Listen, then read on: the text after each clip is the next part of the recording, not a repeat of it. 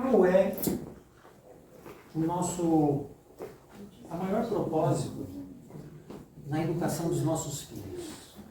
Você que é pai, né? Temos aqui crianças, temos jovens, adultos. É como vimos na primeira parte da palestra, né? A verdadeira educação, ela abrange todas as fases da vida, né? Mesmo adultos, idosos, nós continuamos nesse processo da verdadeira educação. Mas eu gostaria de me referir nesse momento especificamente aos pais. Qual é o propósito da educação que você está proporcionando para os seus filhos? Pensemos bem na resposta que vamos dar, porque se a nossa resposta ela é exatamente a mesma, se o propósito da educação é exatamente o mesmo do que os pais do mundo estão dando para os seus filhos, isto é, que os nossos filhos tenham sucesso profissional, financeiro, que sejam, né, entre aspas, médicos, advogados, engenheiros, se o nosso propósito é exatamente o mesmo do que os pais aí do mundo, existe alguma coisa errada com a educação que estamos proporcionando. E veja, não há problema nenhum, né, em ser médico, em ser advogado, engenheiro. Né? O problema não é esse. Mas existe algo maior, existe algo principal que muitas vezes está sendo negligenciado na educação, que é exatamente a formação do caráter. E é isso que a verdadeira educação, ela vem trazer. O preparo, não somente para essa vida, aqui nesse mundo, mas um caráter que nos levará para o céu, para estarmos com Cristo por toda a eternidade. Bem, como proporcionar uma educação que aumentará as chances de salvação dos nossos filhos?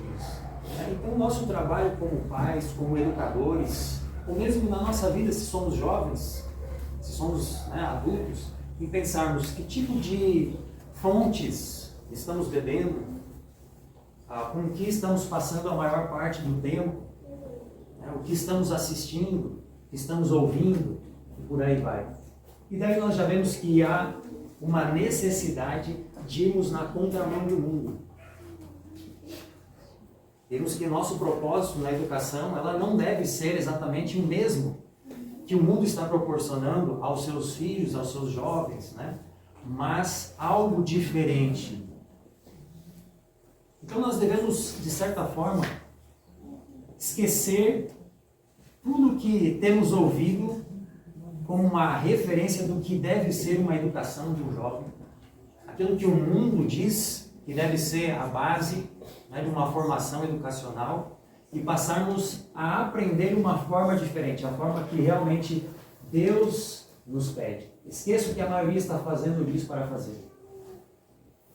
Temos que fazer diferente do que o mundo diz para fazer. Ok? Então vamos para propriamente a Bíblia. Ellen White, nos seus livros, especialmente o livro Educação, no livro Fundamentos da Educação Cristã, ela diz que a verdadeira educação, ela possui 4 pilares, ou 4 compêndios. Sabe, aqueles que já estudaram um pouco mais sobre o assunto vão saber decor, né? Quais são esses 4 compêndios. A Bíblia, a natureza, as experiências de vida e o trabalho útil. Toda a educação do ser humano deve estar fundamentada, apoiada sobre esses 4 alicerces. Bíblia, nós já vamos ver, né, a importância da Bíblia na educação.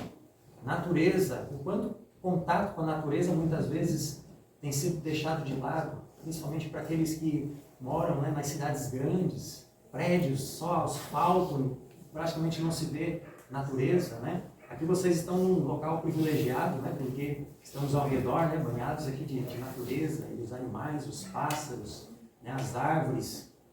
E Deus tem preciosas lições para nos conhecer através da natureza. Terceiro compêndio, experiências de vida.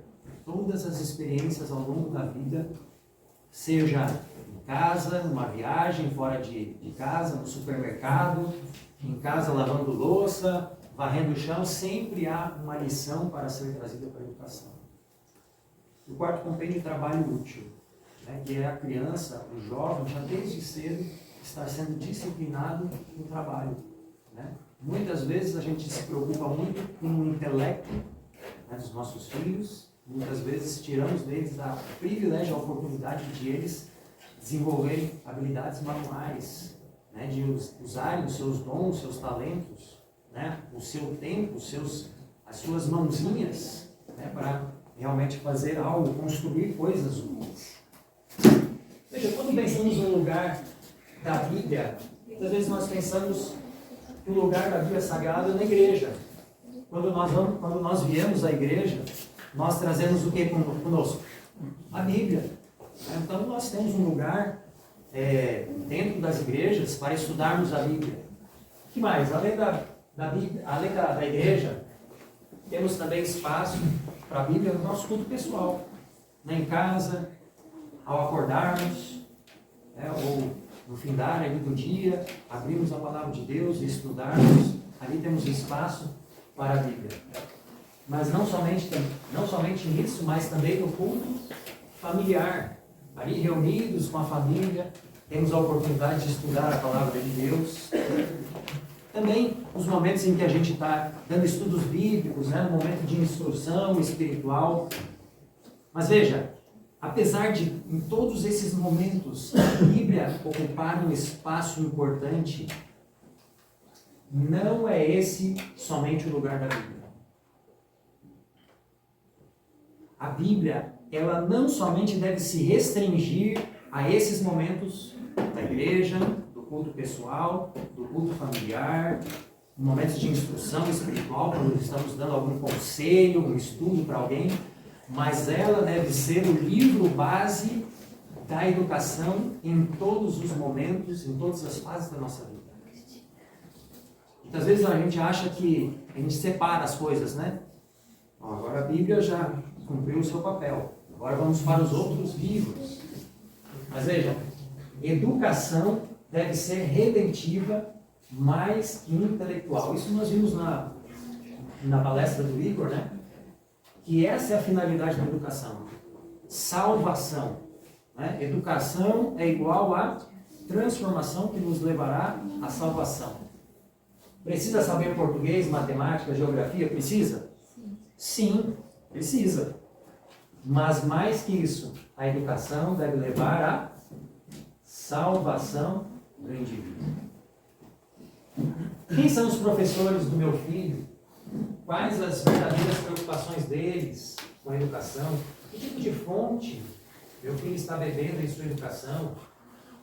Ou se eu sou um jovem, né, universitário, sabe, que tipo de fonte que eu estou bebendo lá, né, que tipo de literatura que eu estou absorvendo, onde, com quem eu estou passando a maior parte do tempo, ou meu filho tem passado a maior parte, quem tem sido os exemplos, as referências de vida dele.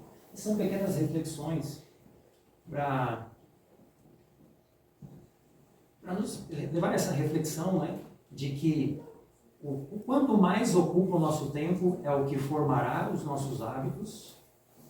Os hábitos formarão o nosso caráter, pela repetição, o nosso caráter que nos levará ou para a vida eterna ou para a perdição eterna. Então veja, salvação. Tudo deve ser voltado para a salvação. A escola, ela tem uma finalidade de nos levar para salvação. Se o meu filho faz uma aula particular de alguma coisa, enfim, né, isso deve levar para salvação. Se futebol, né, tem alguma atividade, essa é uma reflexão que nós temos que fazer. O que eu estou fazendo? Leva para a salvação, sim ou não? Né? Meu filho estuda uma guitarra, isso está levando para a salvação? Meu filho tem uma namorada, isso está levando para a salvação? Em todos os momentos, todas as fases, tudo que circunda a nossa vida. E aqui nós podemos colocar não somente o filho, mas a mim mesmo. Se eu tenho uma namorada, por exemplo, ou se eu estou fazendo certa atividade, se eu tenho um certo hobby, isso está me levando a uma proximidade com Deus? Isso está edificando o meu caráter que levará à salvação? Essas são reflexões necessárias. Ellen White diz assim, Testemunho para a Igreja, volume 6. Alguém poderia ler bem alto para a gente?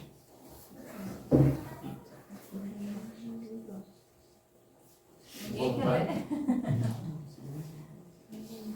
Sabemos que há muitas escolas que oferecem oportunidades para a aquisição de conhecimentos em ciências, mas desejamos alguma coisa mais que isso. A ciência da verdadeira educação é a verdade, que deve ser tão profundamente gravada na alma que não possa se apagar pelo erro tão abundante em toda parte. Veja, algo a mais do que simplesmente a aquisição de conhecimento. A verdadeira educação, ela é a verdade. Deve ser escavada, continuamente. É um processo que leva a vida toda. A caminhada da santificação até a eternidade.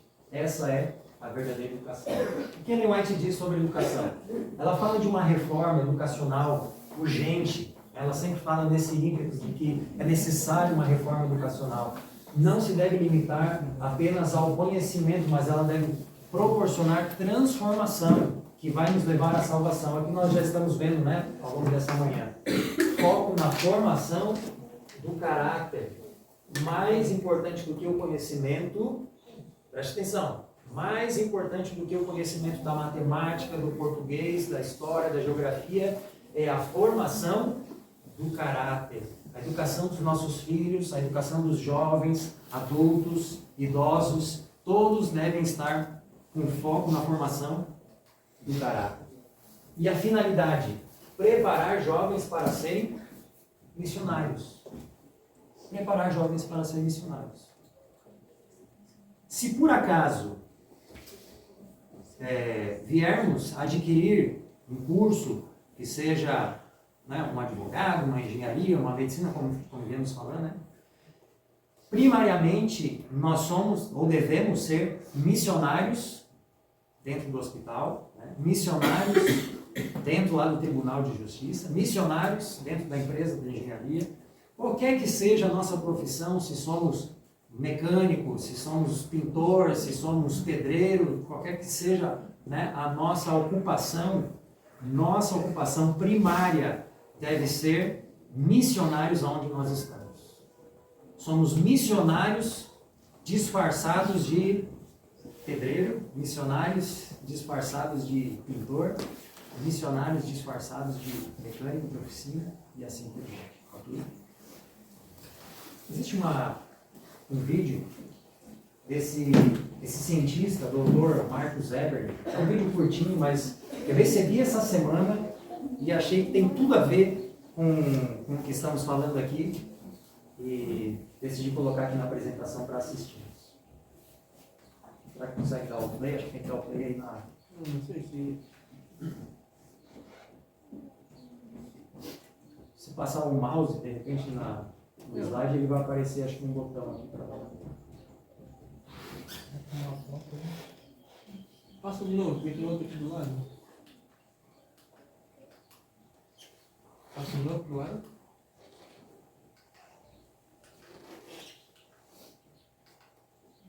Não foi? Não.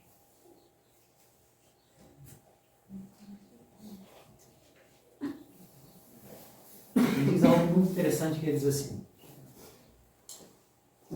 nós entregamos nossos filhos aos romanos, é bem esse termo, aos romanos, de segunda a sexta-feira. E aos sábados, levamos para Jerusalém e queremos que eles sejam judeus. Alguma coisa errada nisso. E ele fala de todas as influências maléficas, que hoje em dia, por exemplo, estão dentro das universidades. E ele diz que ele, sendo um doutor cientista, ele é o presidente da Sociedade do Design Inteligente no Brasil, criacionista. E ele diz assim, que ele jamais deixaria que o filho dele entrasse numa universidade federal. Tamanha influência maléfica que existe dentro desse ambiente. Né? Existe uma visão de Ellen White, eu gostaria de gastar alguns minutos.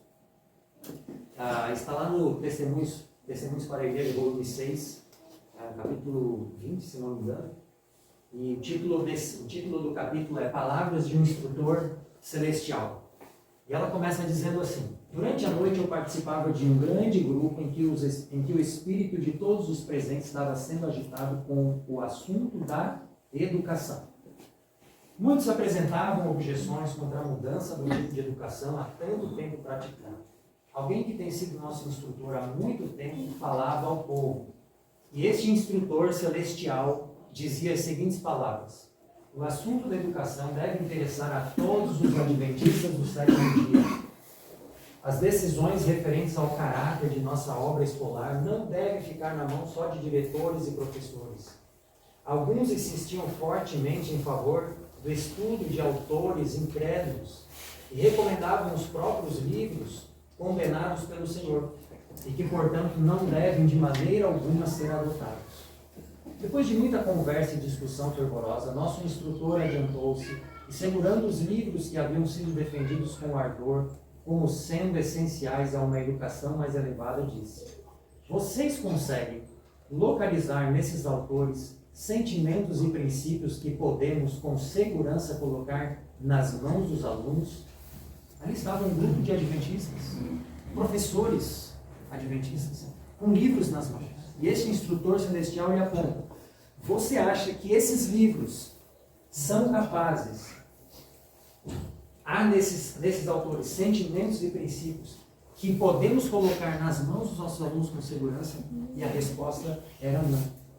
O espírito humano é facilmente fascinado pelas mentiras de Satanás. E essas obras produzem desinteresse pela contemplação da palavra de Deus, a qual, caso seja recebida e apreciada, assegurará a vida eterna que recebe.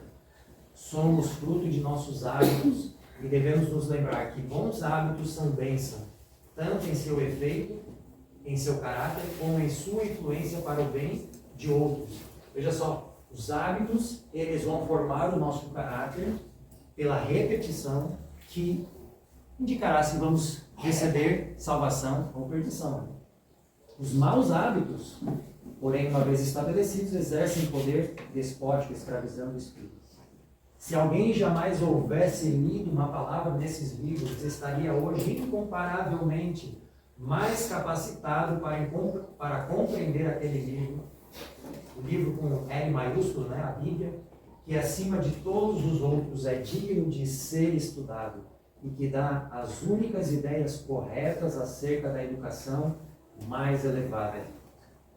Aqui esse instrutor celestial, ele diz para aquele grupo que acima de todos aqueles outros autores havia um livro que sim poderia ser usado, digno de ser estudado, que dá as únicas ideias corretas acerca da educação. Vocês possuem a palavra do Deus vivo e, pedindo, poderão receber o dom do Espírito Santo para tornar essa palavra um poder para os que creem e obedecem. A diferença entre os outros livros é que este tem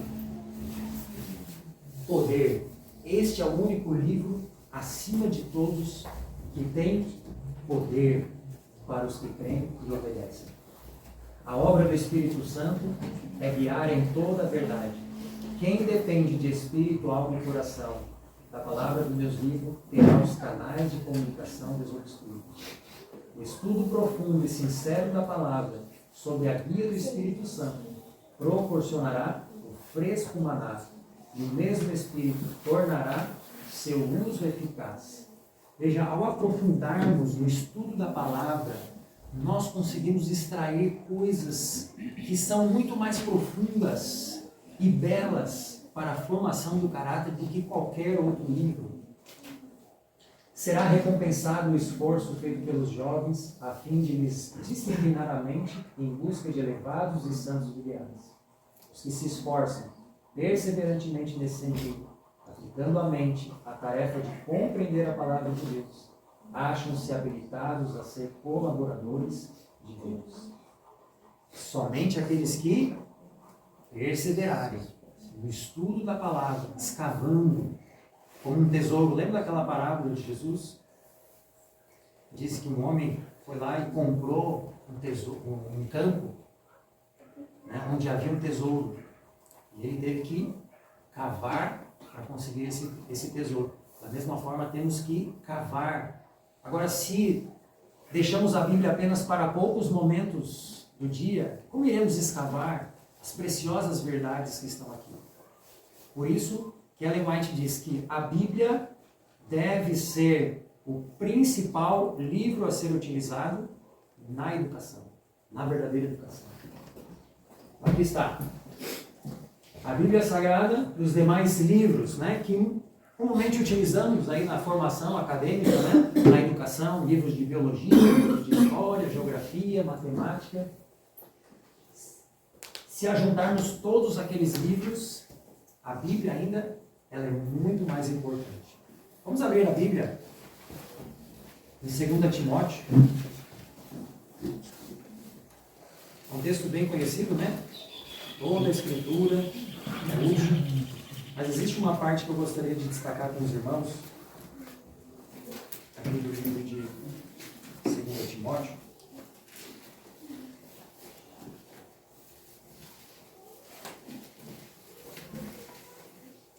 Que é a partir do verso 14.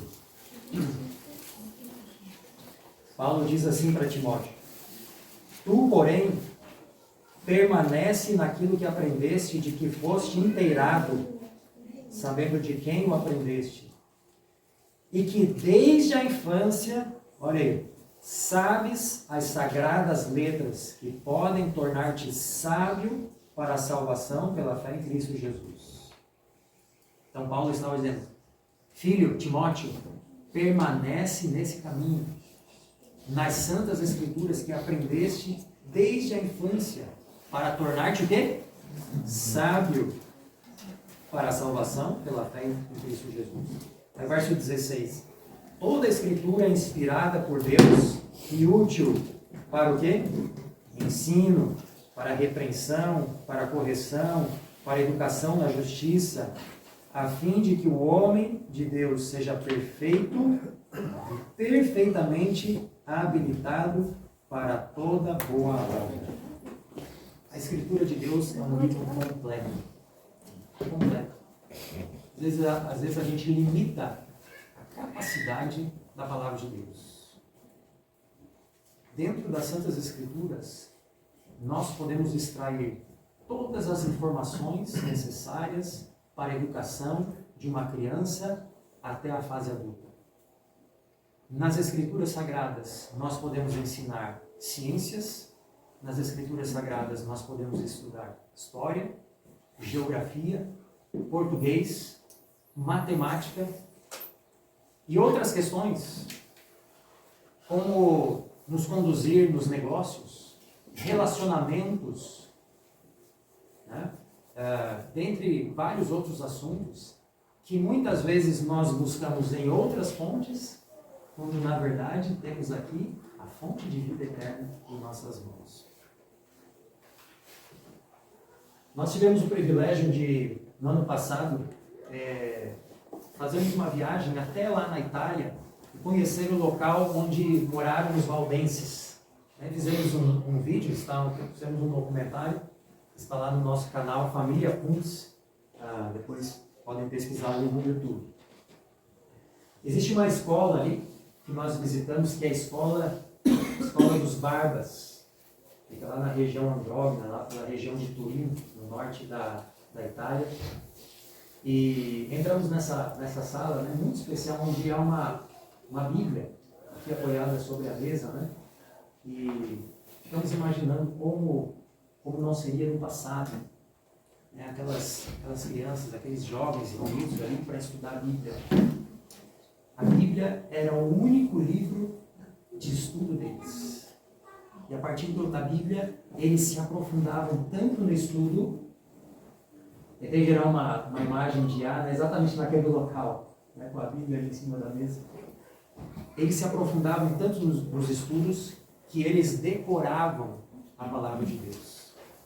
Alguns chegavam a decorar mais, outros menos, né? Mas a maioria deles sabia pelo menos os evangelhos de cor. Outros sabiam o Novo Testamento inteiro, alguns com parte do Antigo Testamento. Né? Ellen White diz o seguinte: desde a mais tenra infância, os jovens valdenses eram instruídos nas Escrituras e ensinava-se-lhes a considerar santos os requisitos da lei de Deus. Sendo raros os exemplares das Escrituras Sagradas, eram suas preciosas palavras confiadas à memória. Muitos eram capazes de repetir longas porções, tanto do Antigo como do Novo Testamento. De seus pastores recebiam os jovens instrução, conquanto se desse atenção aos ramos do conhecimentos gerais, fazia-se da Escritura Sagrada o estudo principal. Os evangelhos de Mateus e João eram confiados na memória, juntamente com muitas das epístolas. Também se ocupavam em copiar as Escrituras. Alguns manuscritos continham a Bíblia toda, outros apenas breves porções. Aqui algumas simples explicações do texto eram acrescentadas por aqueles que eram capazes de comentar as Escrituras. E isso, os valdenses, eles faziam ao longo de toda a sua vida, né? Gravando as Santas Escrituras, e aquilo ia moldando o caráter deles, formando o ser humano que eles se tornariam mais para frente, né? E todos eles acabavam se tornando missionários, mas eram missionários disfarçados. Veja só o que a Ellen White diz: cada ministro possuía conhecimento de algum ofício ou profissão, e os missionários prosseguiam na obra sob a aparência de vocação secular.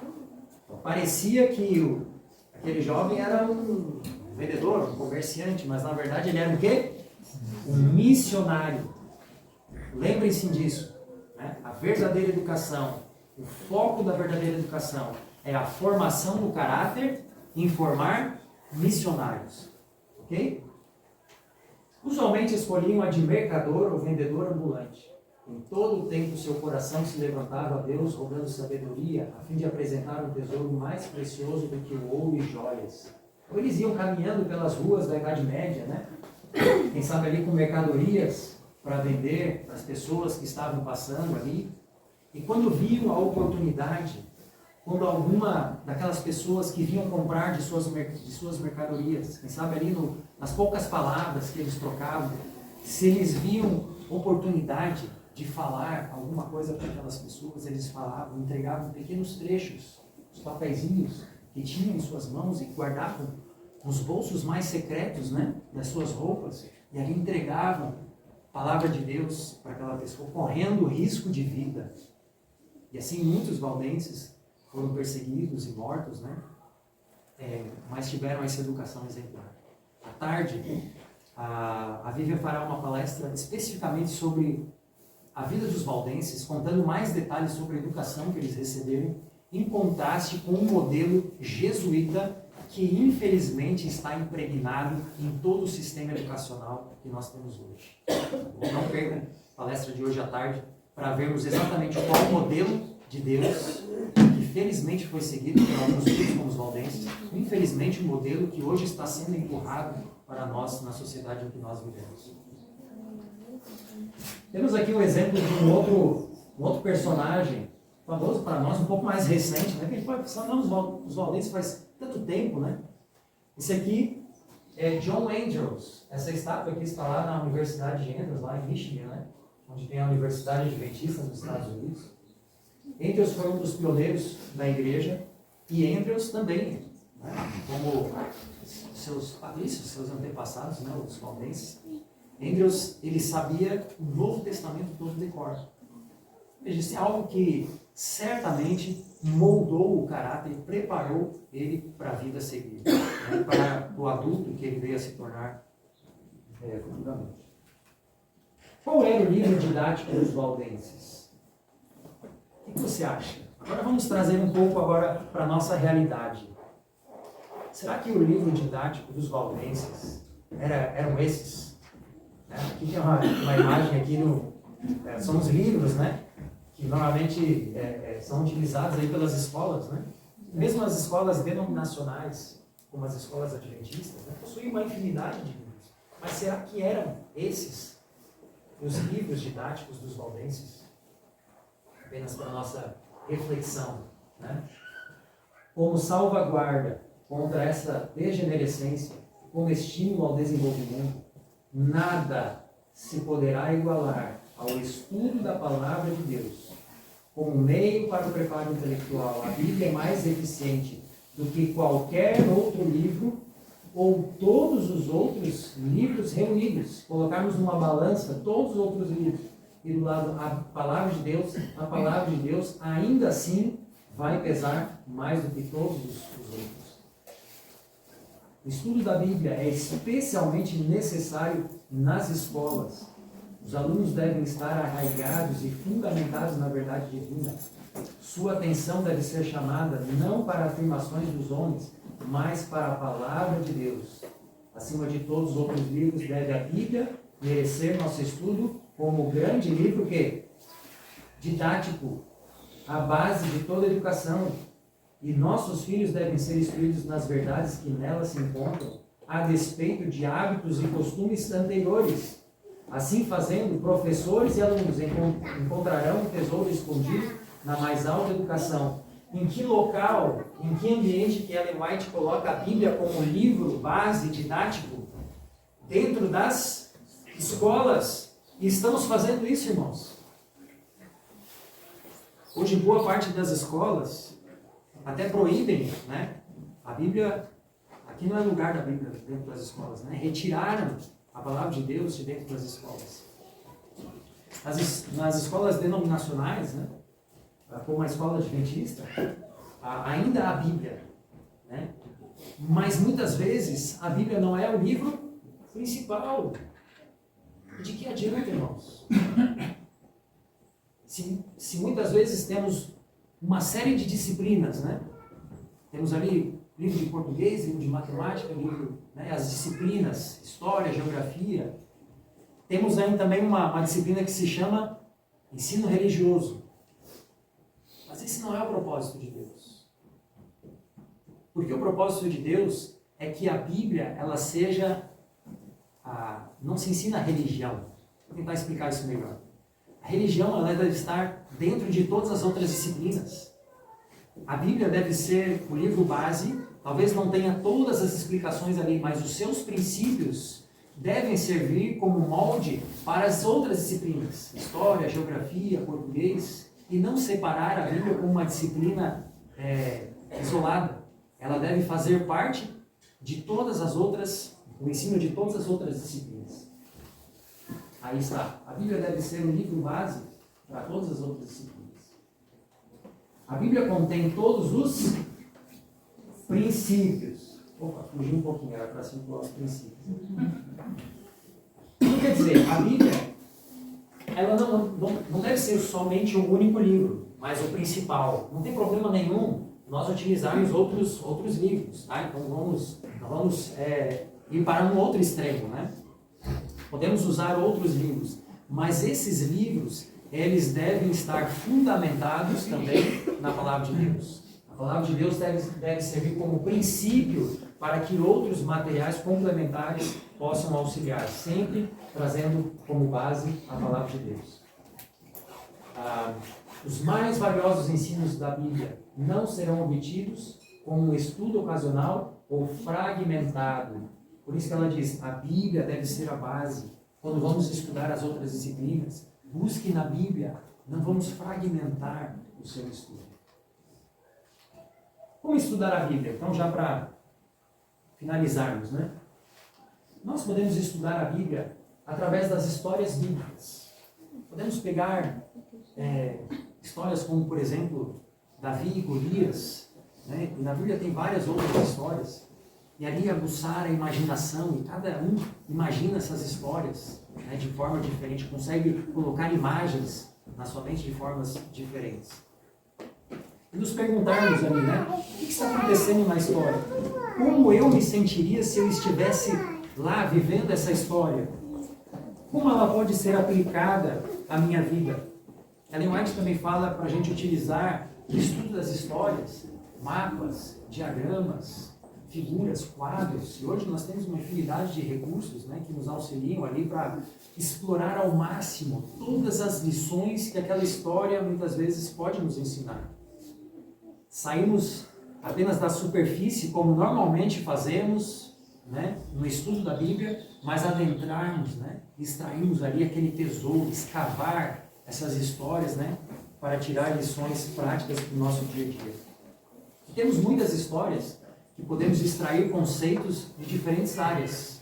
Por exemplo, Paulo lá em Éfeso, né, no Areópago, podemos estudar ali a geopolítica, como que as nações, né, deusa Diana, estudar a questão do politeísmo, filosofia, né, como a cultura e a ética influenciava, a religião influenciava a cultura e a ética. Ao estudarmos ali as navegações de Paulo, estudarmos a geografia, aspectos de ciência, né, de construção, né, daqueles grandes navios, por aí vai. Muitas histórias podem ensinar diferentes aspectos. Estudo por livros. A gente pode pegar livros e tentar entender o que aquele livro traz como assunto principal. E versos bíblicos daquele livro que extrai exatamente o pensamento principal do autor.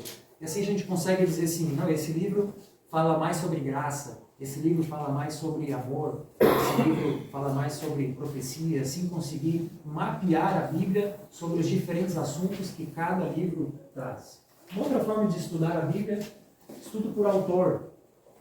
Pegar, por exemplo, as epístolas de João, né, junto com o Evangelho, e ver qual o assunto principal que esse autor traz, qual é a sua forma literária, a sua forma de escrita, né? Que aspectos do relacionamento com Deus a gente consegue ver ao longo de todos os livros que esse autor escreveu, enfim. E estudar também por assunto.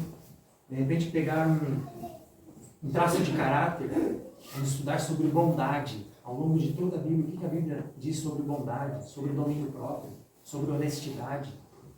Ou de repente pegar um assunto difícil, né? Relacionamento conjugal, que a Bíblia fala sobre isso, relacionamento de filhos, educação, né? Que é o assunto que estamos estudando.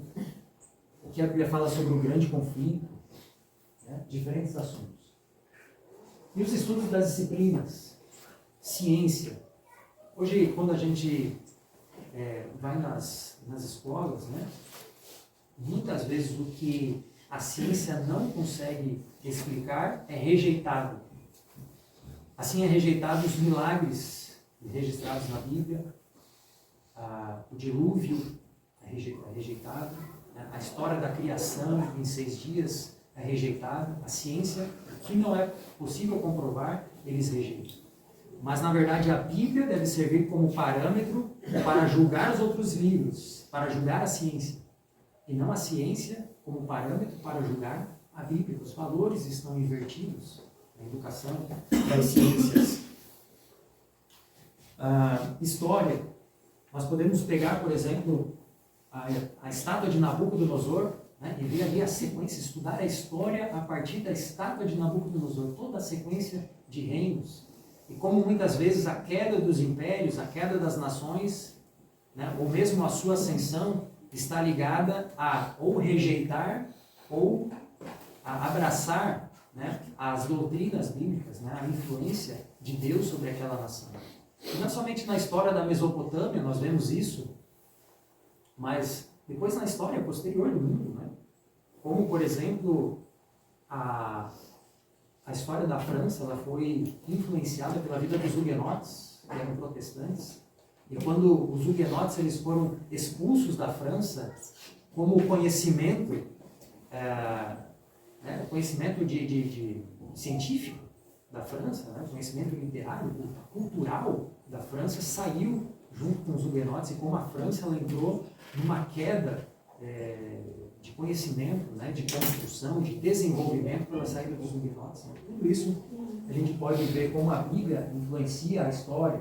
A geografia, né, como eu falei, nas navegações, né, o estudo dos mapas, né, os pontos cardeais, como as tribos se juntavam, né, para se organizar nos diferentes pontos cardeais, como o dilúvio influenciou a formação das montanhas, as placas tectônicas, terremotos, fósseis. Olha quantos assuntos podem ser estudados a partir da luz da Bíblia, né? Matemática, estudo das profecias, né? 2.300 tardes e manhãs, 70 semanas, e como os números, né? A gente pode utilizar esses números para ensinar adição, multiplicação, divisão. Se pegar a história da arca, as medidas da arca, quanto tempo levou para a arca ser construída, quanto tempo eles ficaram lá dentro, quantas pessoas entraram, os animais, fazer multiplicações e subtrações e assim por diante, né?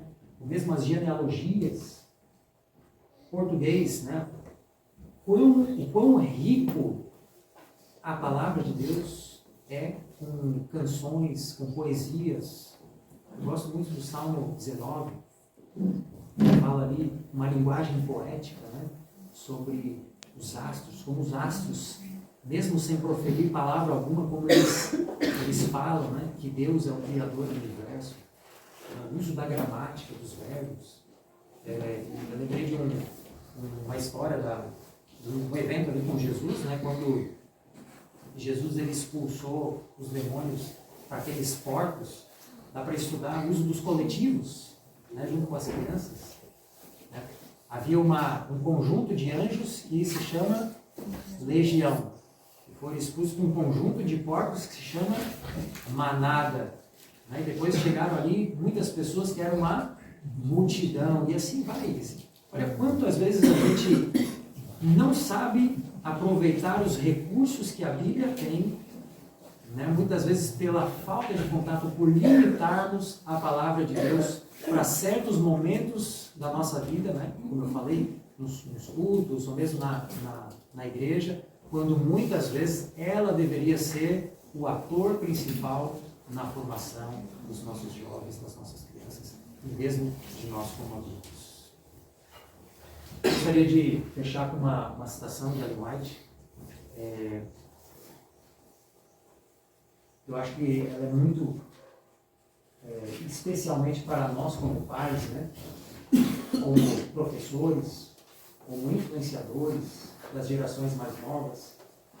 Ela diz o seguinte: por que será que nossos jovens, e mesmo os de idade mais madura, são tão facilmente levados à tentação e ao pecado? É porque a Bíblia não é estudada e meditada como devia ser. Se dela se fizesse estudo diário, haveria uma retidão interior, uma fortaleza de espírito capazes de resistir às tentações do inimigo. Não se observa na vida firme e decidido esforço para se desviar do mal, porque as instruções dadas por Deus são quê? Rejeitadas. E que instrução é essa? A Bíblia não ser estudada e meditada como deveria ser. Porque estamos rejeitando essa instrução. Muitos de nós têm caído nas tentações do inimigo. Que não possa ser essa a nossa realidade, né? Que possamos mudar, né, o que precisa ser mudado, ou mesmo fortalecer o caminho que já viemos trilhando, né? Se estamos nessa jornada, se já iniciamos nessa jornada, que possamos continuar firmes nesse propósito, sabendo que o temor do Senhor é o princípio da sabedoria e o conhecimento do santo é prudência. Que Deus possa nos dar sabedoria. Amém. Através da sua palavra, para prosseguirmos rumo à salvação, que é o objetivo final da verdadeira educação. Amém. Amém. Nós vamos cantar um hino para encerrarmos esse momento e depois nós vamos fazer oração. Esse hino, ele trata sobre as vestes de justiça que Deus ele quer nos conceder, nos cobrir com o seu manto, porque por nós mesmos somos totalmente incapazes de cumprir com todo esse propósito, né? Que aqui viemos estudando, né? Mas Cristo é capaz de nos dar força através do seu sangue para, enfim, sermos fiéis e cumprirmos com o que Ele nos pede.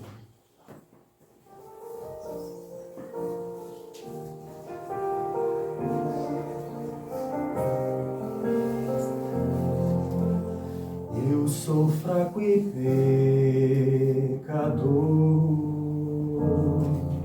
Sozinho não consigo salvação.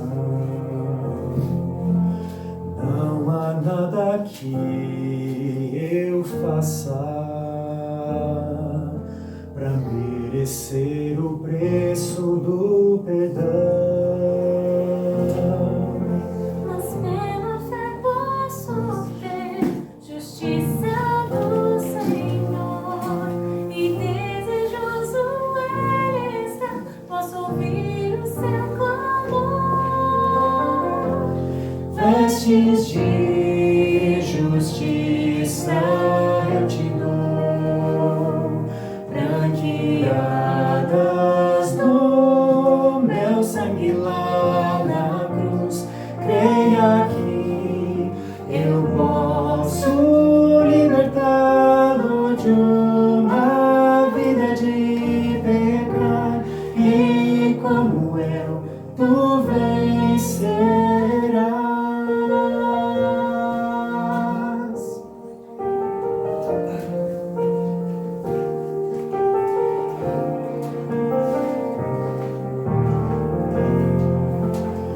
Eu fui homem como tu,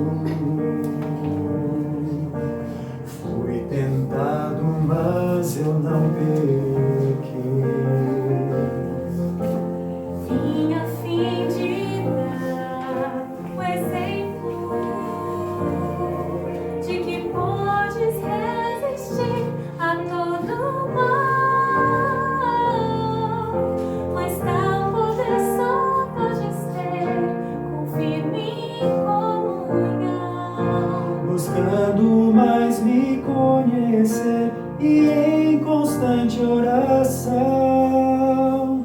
Vestes de justiça eu te dou, branqueadas no meu sangue lá na cruz. Creia que eu posso libertá-lo de uma vida de pecar, e como eu, tu vencerás.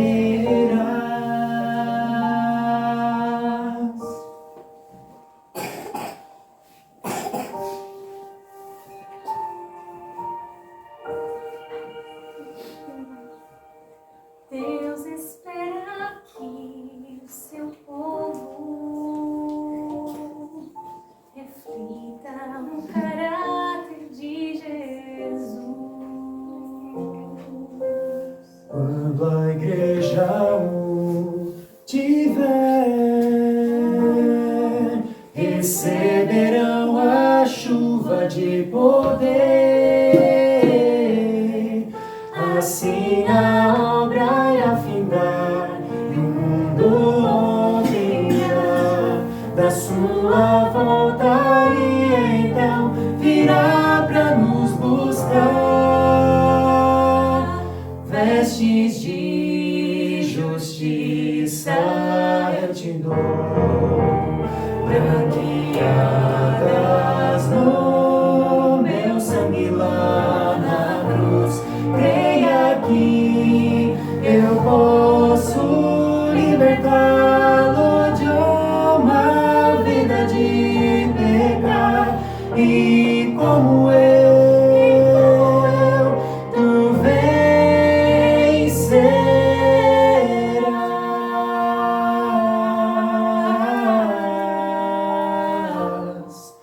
E como eu, tu vencerás.